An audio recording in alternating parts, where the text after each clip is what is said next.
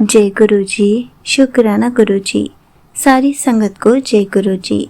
संगत जी, क्या आप भी गुरु जी से हर पल शिकायतें या कोई ना कोई अरदास करने जाते हैं, लेकिन हर बार इस काम को करना भूल ही जाते हैं?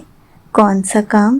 तो चलिए इसी पर एक आंटी जी का सत्संग सुनाती हूँ, जिसमें उन्होंने इस बात को बहुत अच्छे से एक्सप्लेन किया है।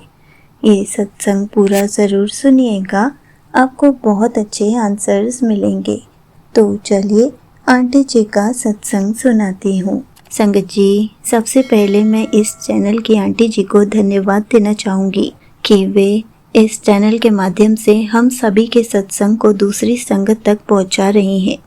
संगत जी, पिछले महीने मेरे परिवार वालों का अचानक ट्रांसफ़र हो गया था और हमें 1 महीने के भीतर ही अपना पूरा घर शिफ्ट करना था। शिफ्टिंग वाले दिन हम दोपहर को लगभग 5 बजे अपने पुराने घर से निकले।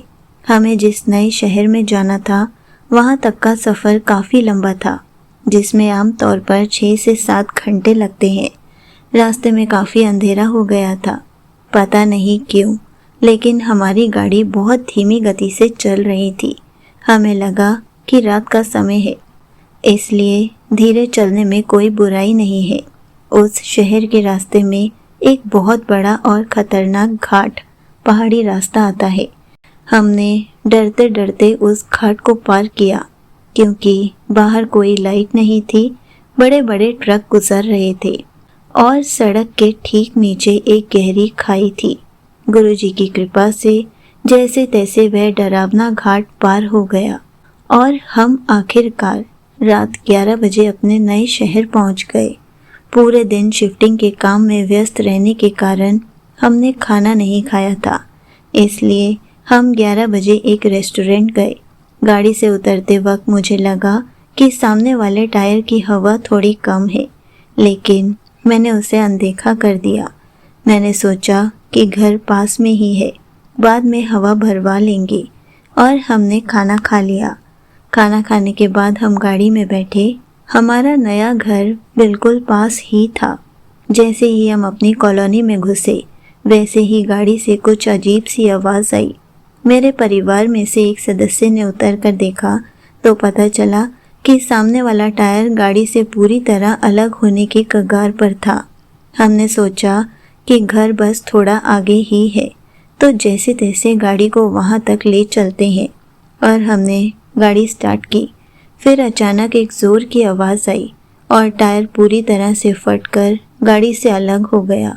रात के 11:30 बज रहे थे। हमारी गाड़ी बीच रास्ते में पूरी तरह से खराब हो चुकी थी, लेकिन चमत्कार देखिए, हम अपनी ही सुरक्षित कॉलोनी के अंदर थे। तभी वहाँ से एक गाड़ी गुजरी और थोड़ा आगे जाकर रुक गई। यह एक सुखद संयोग था कि वहाँ से हमारे एक दोस्त गुजर रहे थे। उन्होंने और 3-4 अन्य लोगों ने हमारी मदद की और अगले दिन हमने गाड़ी को गैरेज में ठीक होने के लिए दे दिया। जब मैं उस रात के बारे में सोचती हूँ तो डर के मारे रूह कांप जाती है। सोचिए, अगर वह टायर उस शहर में आते वक्त बीच रास्ते में फट जाता या उस अंधेरे घाट पर कुछ हो जाता, तो रात के उस समय हम क्या कर सकते थे? हमारे साथ कोई बहुत बड़ी दुर्घटना हो सकती थी। लेकिन यह हमारे प्यारे गुरुजी की ही कृपा है कि उन्होंने हमारे ऊपर आए इतने बड़े कष्ट को एक बहुत छोटे से कष्ट में बदलकर सुरक्षित जगह पर काट दिया।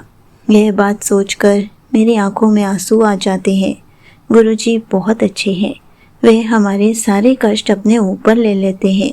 मैं बहुत आभारी हूँ कि मैं और मेरा परिवार गुरुजी की संगत है। अनंतम अनंतम शुक्राना गुरुजी। संगत जी, मैं बस इतना ही कहना चाहूँगी कि हम हमेशा गुरुजी से अपनी स्थितियों के बारे में शिकायत करते हैं, उनसे प्रार्थनाएं और निवेदन करते हैं, लेकिन हम कभी उनसे यह नहीं पूछते कि गुरुजी, क्या आपको कोई परेशानी है? क्या आपकी तबीयत ठीक है? गुरुजी हमारे रब हैं, हमारे सब हैं। उनके बिना हम कुछ भी नहीं, और उनके साथ इंसान कभी तुच्छ नहीं हो सकता। यहीं पर आंटी जी का सत्संग समाप्त होता है। संगत जी, देखा आपने कैसे गुरुजी हमारे कष्टों को छोटे में कटवा देते हैं, कैसे हमें सेफली हर जगह पहुंचा देते हैं। हमें तो बस गुरुजी का शुक्राना करना चाहिए, गुरुजी का सिमरन करना चाहिए, क्योंकि गुरुजी हर पल हमारे अंग संग रहते हैं, हर पल हमें हर कष्टों से बचाते हैं।